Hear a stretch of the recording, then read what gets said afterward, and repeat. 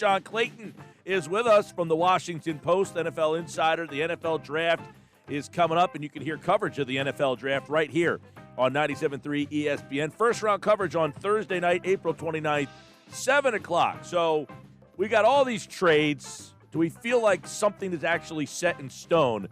We got key questions with 3 weeks to go before the first round of the NFL Draft with NFL Insider John Clayton from the Washington Post as he joins us right now on the Boardwalk Honda Hotline. A closer look at the top of the draft. John, welcome back. How you been, pal? Doing well. How about you? It's got interesting. You know, the last 2 weeks we got to kind of figure out, do we like the Eagles moving from 6 to 12? Are we not sure? I mean, what's the buzz around the move that Howie Roseman made about a week or two ago? I think it was smart because, this is not going to be a winning team this year, right? So in other words, getting that pick as high as it was not going to change the equation of this team. But there's two things that you like about the deal. Number one, at number 12, they can still get what might be the second best defensive player in the draft, because when you really look at it, there's three considerations in the top 12 or 13. You got Patrick Surtain, you got another cornerback, and then you also have Micah Parsons from Penn State as being three considerations, but it's very well likely that there may only be two. So you're sitting at 12, you get the second best player on defense in the draft.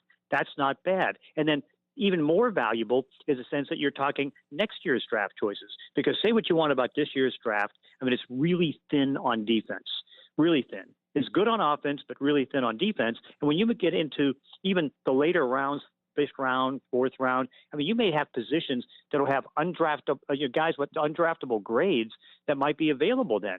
And so it's better to stockpile next year because you had so many guys coming back to seniors this year for next year, and then you had all the opt-outs this year, and so next year's draft choices are more valuable, and they're able to pick up a first-rounder from next year. Yeah, and possibly if that Carson Wentz thing goes right, they might have three first-round picks. So we did see another trade where San Francisco went from 12 all the way up to 3. So are they really going to take Mac Jones with that pick, or are they just putting that out there, and do they have their sights on somebody else?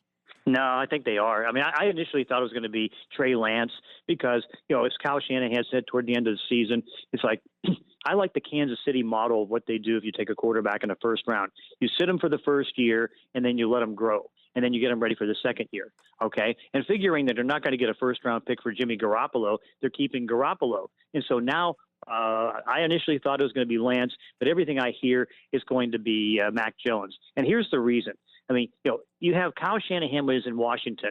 The owner, Dan Snyder, picked up, RG3, mobile quarterback, all those different things. But that's not necessarily the type of quarterback that Kyle likes. If you go back in his history, he likes guys that have these different qualifications: smart, accurate, knows down and distance and what to do in down and distance. And so you see that certainly from Mac Jones. And so even though it was costly to move up to 3, he moved in a position to do it. Now, it's funny because some people have Justin Fields going there. I at one point had Trey Lance going there. But now I think it's going to be Mac Jones, and it's for that reason. Because, again, it's not like they need him to play next year. But let's say, for example, he picks things up so well that they can get in a position to maybe get a good draft choice next year before the trade deadline with Jimmy Garoppolo. And so, I think that you can see is probably going to be Mac Jones. All right. With that, then, there's 3 in a row. What about number 4? Number 4, now this is where the gamesmanship really starts because, you're hearing so many things out of number 4 with Atlanta, number 7 with Detroit. Okay. But everything I hear out of Atlanta, they're taking a position player, and most likely is going to be Penei Sewell, the tackle out of Oregon, because, this guy, you can look at his body at 330 pounds. You can look at his physique, his power, and all that stuff. That's like a new Trent Williams, right? And so it's like I can't see them passing up on him, particularly after Caleb McGarry, who they took in the first round a couple years ago, is not done well at tackle. He's their weak link at right tackle, and so it's not like what they can do is they can play him at the left guard position because they cut James Carpenter and develop him to eventually go over and take over for McGarry. So I can see that happening. If not, I can see him taking Kyle Pitts, who can really add to their offense because they've got 2 really good receivers. And now if you add him at tight end, your offense is going to be that much better. So I don't see them trading. I don't see them taking a quarterback. I just see them playing some games and saying, oh, yeah, we're getting lots of calls on this stuff. But in the end, I think they're going to basically just, take a position player.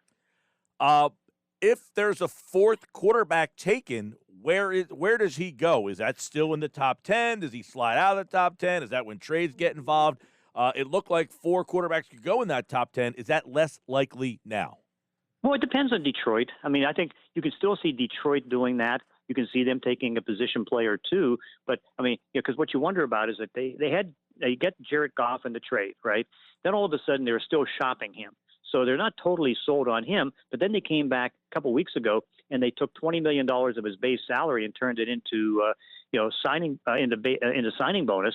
And so that says that he might be there a year or two. So I can see them taking Justin Fields. If not, he can maybe fall to Denver. But I think what's going to happen with Denver is that they want somebody to compete this year against Drew Lock. Now, Fields could do it, but again, they'd be better served maybe to go for a Teddy Bridgewater in some kind of a cheap trade that, you have the Carolina Panthers picking up his $10 million guarantee and just dumping him for like a 7th-round pick or something like that.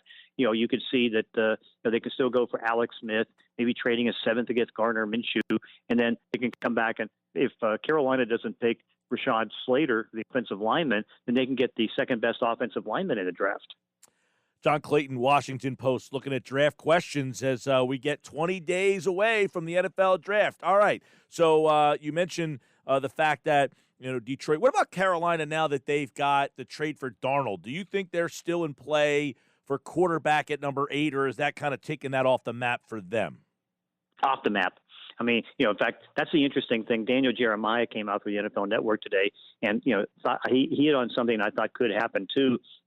They could go for Rashawn Slater and take him with the 8th pick. Now, again, he's got better technique than Sewell, and he's going to be a real good offensive lineman. And remember, they have not re-signed their left tackle, Russell Okung. He's still out there as a free agent. And so now the possibility is, they could take a cornerback, they could take a wide receiver, but I think right now they could probably take Slater. And but no, they're going to go position player because remember, you would say they could consider a quarterback at number 8, but when they made this trade, they put the 50-year option on. So now that that Darnold with the $18+ million on the 50-year option is going to be there this year and next year. So no quarterback. All right, John Clayton's with us here answering draft questions 20 days out. Eagles at 12. How many defensive players are taken before pick 12? 1 or 2 at the most. 2 at the most. One's a possibility because again, when you look at the top 13, what you're looking at is that because one thing I didn't mention as far as what about Trey Lance? Story came out today that the Washington football team may be willing to trade a lot of draft choices to move up from 19 to get Trey Lance.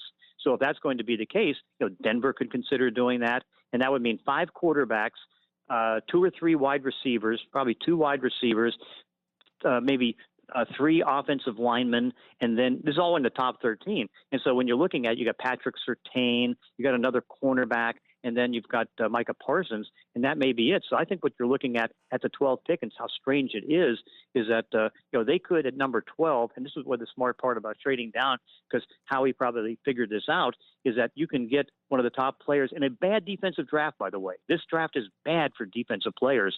Not a lot of good defensive tackles, not a lot of good safeties. Linebacking core is average. Pass rushers hardly anything up top for the second straight year, and so it's like they can be in a position right now to get the second best cornerback, or maybe if they're lucky, they could get Patrick Surtain. Yeah, I know. As you mentioned here, the draft, a lot of executives too, John, I guess, and you kind of mentioned this before, but some guys opted out. I mean, can you imagine some of the guys in the top part of this draft didn't play football last year? I mean, this has got to be a really pressure-filled situation for some of these executives trying to figure out. It's hard enough when you've got 12, 15 games of these guys.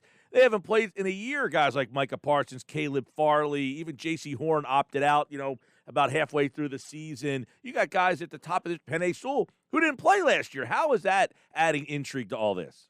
Oh, it just adds a lot of problems for the people making selections because you could make the wrong selection. Sure. Like here's Sewell, and you're right. I mean, in the first 13 picks, there could be 4 guys who opted out and didn't play last year that can go. Because remember, you Lamar Chase, too, by the Lamar way. Chase. Yep. Lamar Chase is in that group. I mean, I counted up there could be 7, 8, or maybe even as many as 9 first-round picks who opted out last year. And that's incredible when you think about it. Because, again, what you're going on is that, you've got 2019 tape, and then you've got one workout you may have watched in person, and that's it. Yeah. And so it's like, that's not a lot. John, a lot of Eagles fans, you like to trade. I like to trade, but some people wanted to see a guy like Kyle Pitts or Jamar Chase when they were at number 6.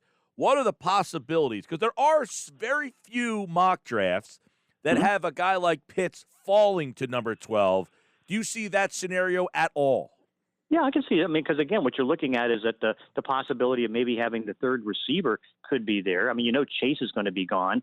And then, I still wonder because I really can't get a bead as far as what's going on with the Alabama wide receiver. Because, again, he won the Heisman Trophy, but, again, he's smaller. And so I think he could end up being the third receiver taken in this draft. I mean, he's a real mystery right now because he could go number 2. But, again, there's 3 really good receivers that are in the top 15. And certainly the Eagles are in a position to maybe draft that. So I think they're in good shape there. So, no, really, when they came down to it, I mean, again, smart move. I mean, you save a little bit of money under the cap and in salary, not having to pay a pick that high by making that trade. But also what you do is you find your way to be able to at least get some value that you can use this year and then last year, and then next year. Yeah, John, I find an intriguing team in this draft to be Denver at 9. Drew Lock is their quarterback. If a quarterback falls there, I mean, the intrigue behind Denver in your mind, what kind of scenarios are there for them? Because they hold the key to a lot in this draft. Yeah. I mean, and they're getting more scenarios as you can go. As I mentioned, that they could be a candidate in a cheap trade, and I bring up this painful thing. I was talking about Brock Osweiler. Remember when Brock Osweiler signed a 4-year, $72 million deal with the Houston Texans, right? I do, yes. And then, it was so bad that the Texans had to trade him to Cleveland, who basically had like 14 draft choices and nothing under the cap. And, to get the deal done, they get a 4th-round pick in return. But to make the trade, they had to give up a 2nd-round pick just so they could take that contract. And so it's like, I could see similarity like that because here you have Bridgewater, 3 years on a $63 million deal. He's got $10 million base guarantee. So, like, if you're Denver, one option you can do is you can say, okay, I'll give you a 7th rounder in 2023. You pay the $10 million. We'll get Bridgewater. George Payton, the general manager, gets the quarterback that he was involved drafting with Minnesota, and that's a guy that can compete against that. Here's another possibility, too, because, again, they could take an offensive lineman at number 9. I don't see them necessarily taking a cornerback, but they could. They could take Surtain, but they've got 3 cornerbacks that are out there, so that guy's not going to play. But what I can also see is the one story out of Washington is they're willing to trade a bundle to move up to get Trey Lance, and if Lance is at number 9, they could take him, but they could also trade with Washington and move down to 19 and still get some good stuff. Should be very intriguing because of all these quarterbacks that are in play in this first round. Teams trying to trade up to get them. So many smoke screens, as always with the draft. John Clayton, The Washington Post, he's answering draft questions over there. So check out his story at thewashingtonpost.com. Follow him at John Clayton for more. 20 days ago to the NFL draft. Excellent insight there, John. We appreciate you as always. Hey, by the way, Mock Draft 3.0 coming up on Tuesday. All right, there you go. Mock Draft 3.0 comes up on Tuesday. We love diving into that, and he, like all guests, appeared via the Boardwalk Honda hotline. There's John Clayton.